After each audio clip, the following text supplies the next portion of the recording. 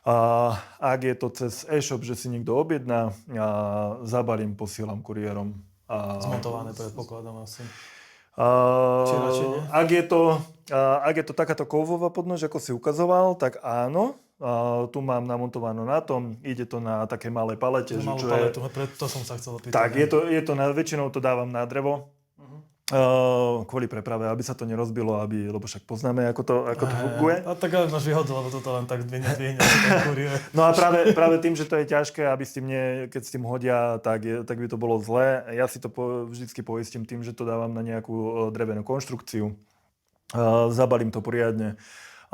No a väčšinou tie nôžky už sú namontované na tom. Ak je to nejaké spojenie s tým drevom, tak šrobky, nejaký ten popis, áno, taký IKEA návod, alebo nejaký len taký stručný popis, že čo spraviť, ale väčšinou u mňa to je len do predpísaných dierok 10 šrubiek a to je všetko.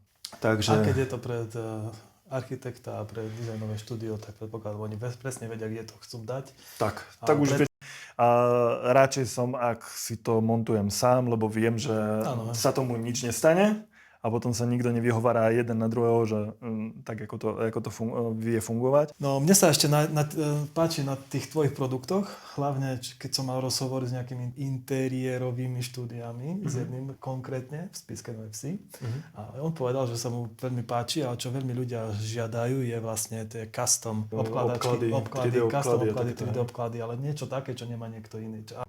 No nie len na stenu, lebo vlastne ja môžem pokračovať svojim dizajnom z tohto umývadla ku obkladačkám a vlastne ešte ku stolíku. Čiže v podstate, môžem pokračovať, prechádzať cez chodbu a tak ďalej. Čiže mne sa to napríklad páči a preto som to chcel vyzdvihnúť, lebo tá variabilita je úplne iná ako v bežnom štúdiu, lebo tam, keď si kúpiš niečo také, tak majú také a inej farby, ale to je všetko, čo majú. Lebo vlastne ten stolík len tak z nožkou neodkopneš. No môžeš si na ňo položiť aj kavičku, aj proste aj veľmi drahú vecičku, hej? Čo sa to na auto aj rimuje.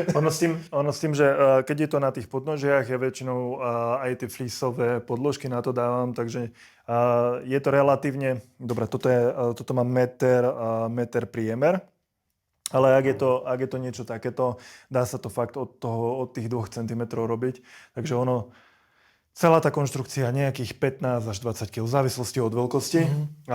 Čiže nie je to od masívneho dubového nábytku, nie je to nejaký veľký rozdiel.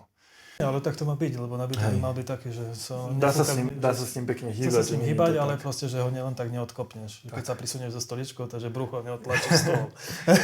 Bude taký ľahký papierový drevo. Aj tie jedalenské stoly tvoria takéto srdco toho domova. Lebo v tej jedálni fakt, že tam sa trávi viac menej najviac času, aj keď príde návšteva. Väčšinou buď v obývačke, alebo v tej jedálni. Spojovací priestor medzi obývačkou a kuchyňou. Áno, že by si rozdelila vlastne ten priestor. Tak. A dá sa tam nejaký ten jedalenský stôl, že mám blízko aj do tej kuchyne, aj do tej obývačky. A keď je to nejaké rodinné stretnutie, tak je to... Či sa tam deti učia, či sa tam je tie nedeľné obedy. Tam sa bucha po stole. Tak. A potom to znie úplne ináč, keď buchnem po tom betónovom jedálenskom stole, ako po klasickom dreve. nejakej drevotrieske. Si trikrát rozmyslíš, keď buchneš po tomto stole.